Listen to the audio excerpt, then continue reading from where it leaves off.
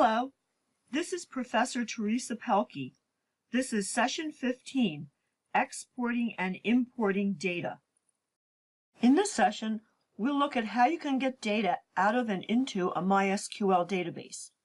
We'll be using tools that are built into the MySQL workbench. Strictly speaking, the steps that I'll cover in this session do not directly concern SQL, the language. But if you are the person in your organization who is known as the database person, you'll be expected to know how to move data between different platforms and applications.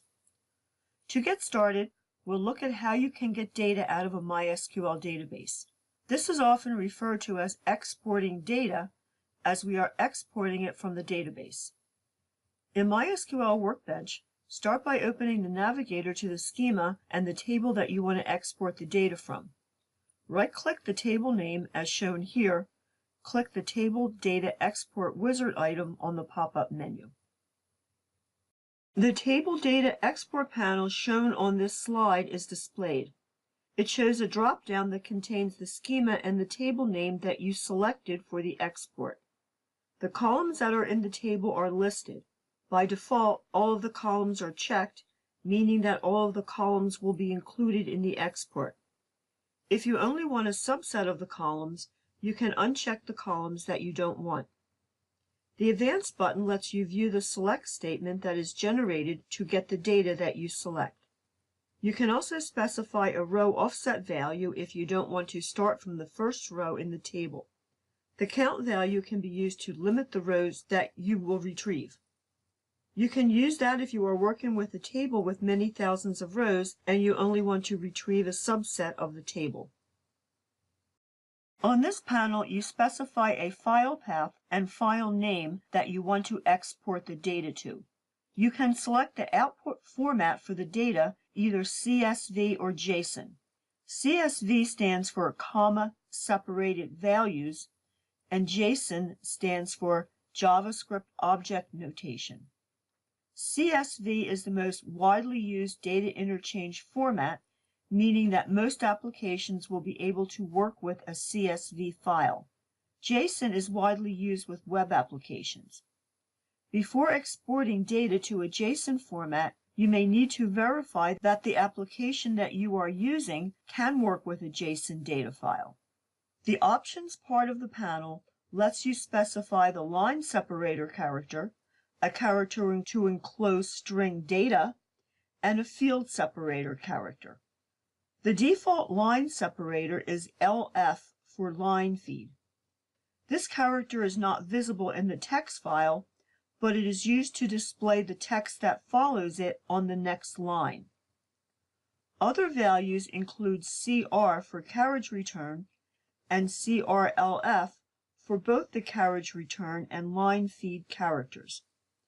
By the way, carriage return refers to the way the old teletype machines worked. A teletype machine was like an old electric typewriter, and it was used as the way to type commands into a computer and get output.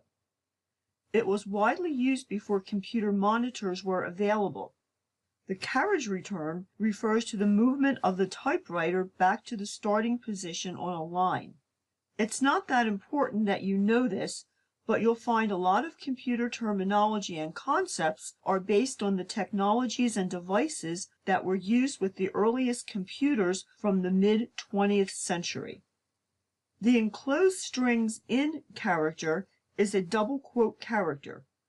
That is usually a good option for CSV files. Somewhat curiously, the default field separator character is the semicolon.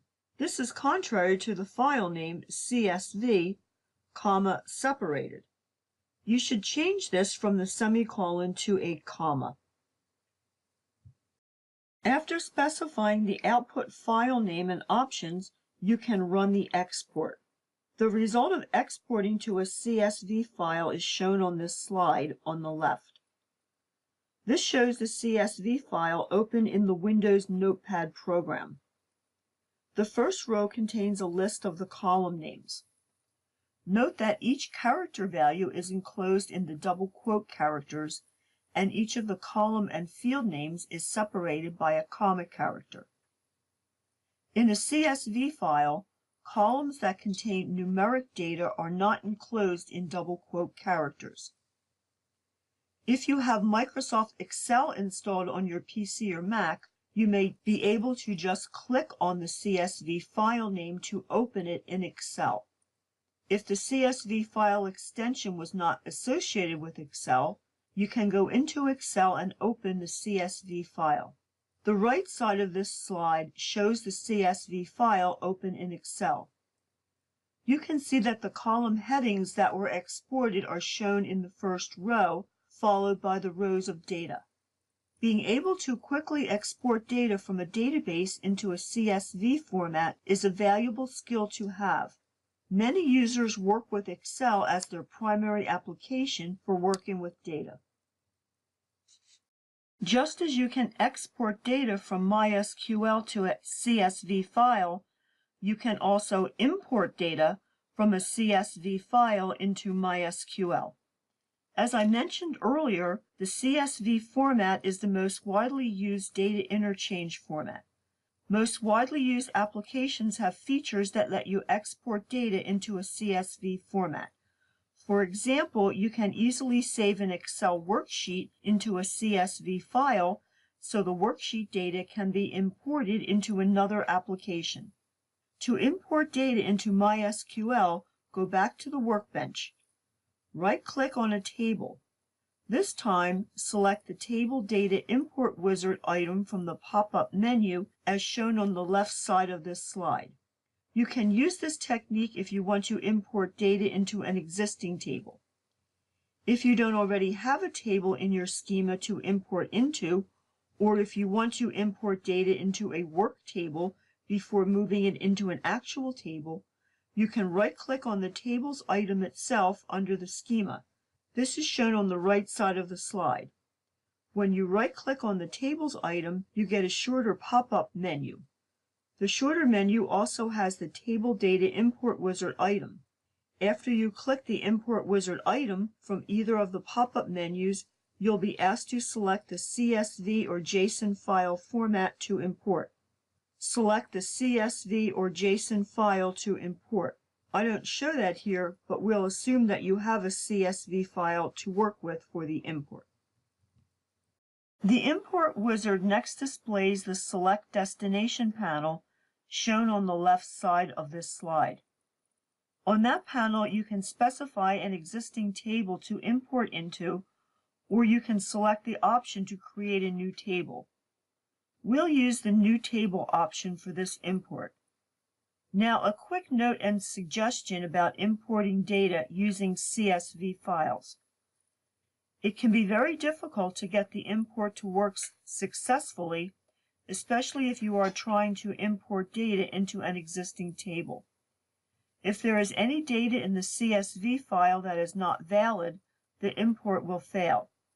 For example, you might have character data in a column in the CSV file, but the corresponding column in the table might be for numeric data.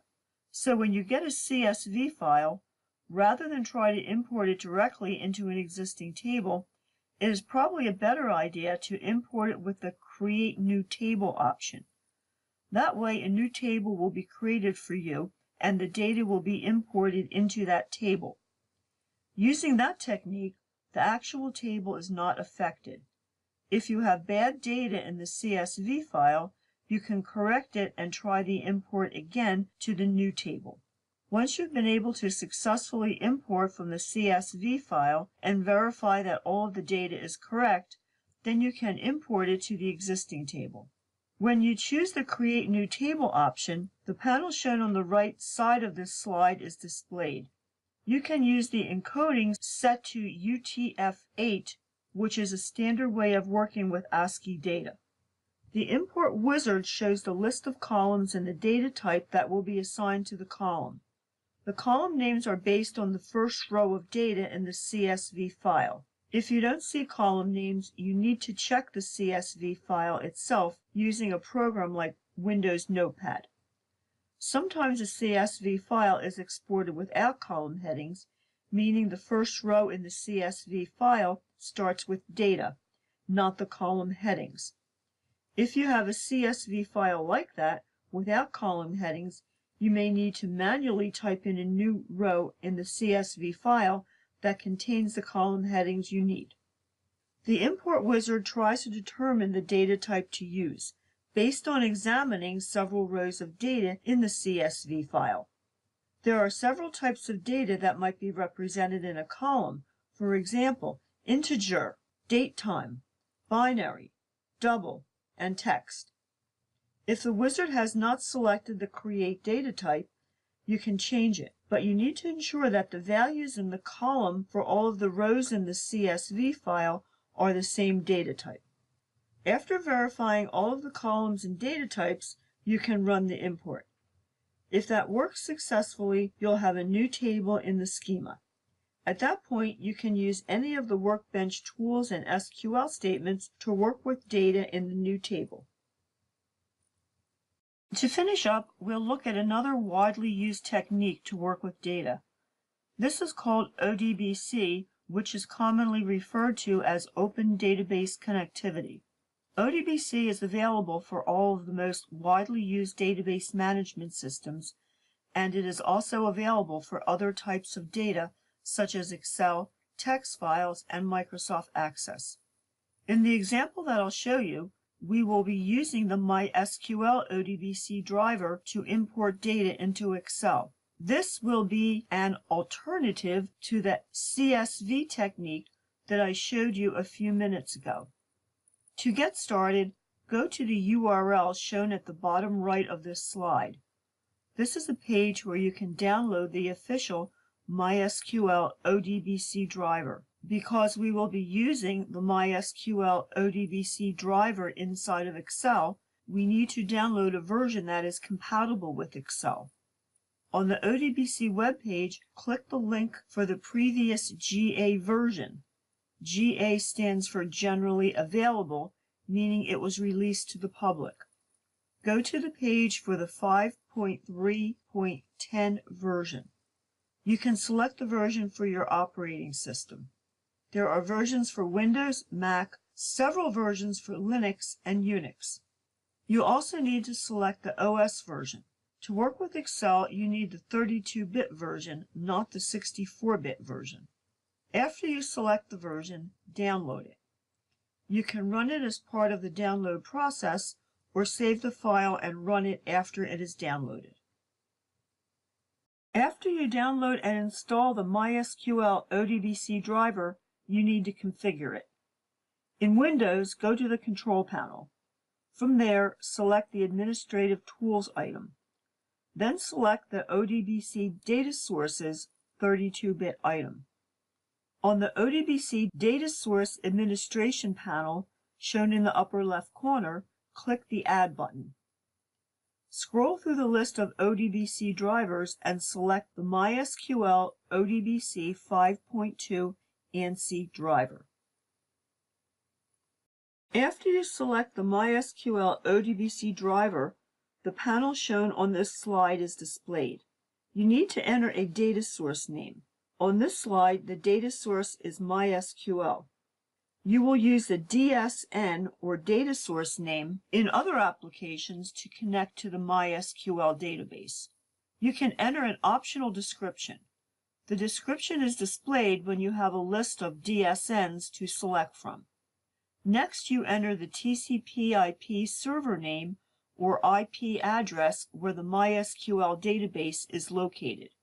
If you are testing this on your PC and you have MySQL installed on your PC, you can enter localhost as the name to connect to. Leave the port set at 3306 unless you changed it when you installed MySQL. Enter the username that you use to connect to your MySQL database. This can be the same username that you use to connect to MySQL Workbench. You need to enter the username and password. You can specify the database that is on the MySQL server to connect to. It's always a good idea to click the test button to make sure you can connect to the MySQL server. If the connection is successful, you'll get a little message box letting you know. If it is not successful, you'll get a message with an error. Now that you have the MySQL ODBC driver configured, start Excel. In Excel, locate the Data menu. On the ribbon for that menu, click the New Query button, then the From Other Sources item. You'll see an item for From ODBC, meaning that you want to configure Excel to get the data from an ODBC data source. Once you select the From ODBC option, you'll get the From ODBC panel shown here. Select the data source name that you configured earlier. As shown here, the DSN is MySQL. Now you are prompted to enter the username and password to connect to the DSN. Enter the username and password that you used to connect to MySQL Workbench. Once you make the connection, you'll get the Navigator panel shown here. This is very similar to the Navigator that you've been working with in MySQL Workbench. You have a list of schemas on the left. When you expand a schema, you'll see the list of tables and views in the schema.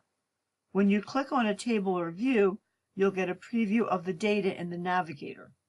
Click the Load button to load the data into Excel.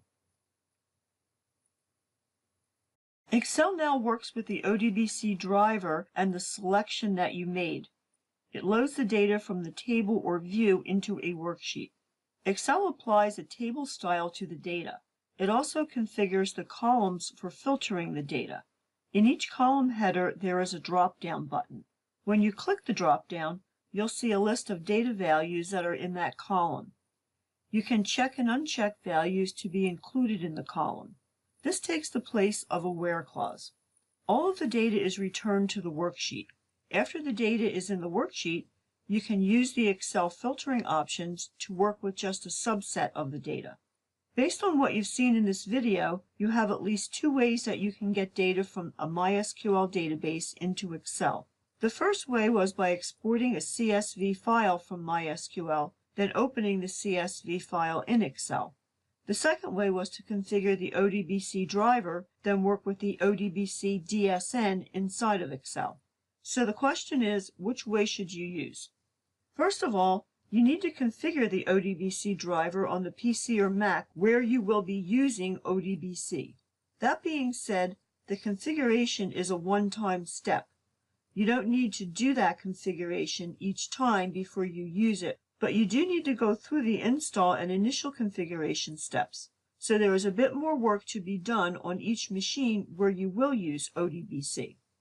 So if the user does not have the MySQL ODBC driver and you don't want to install and configure it for them, then the CSV import technique will be what you'll use.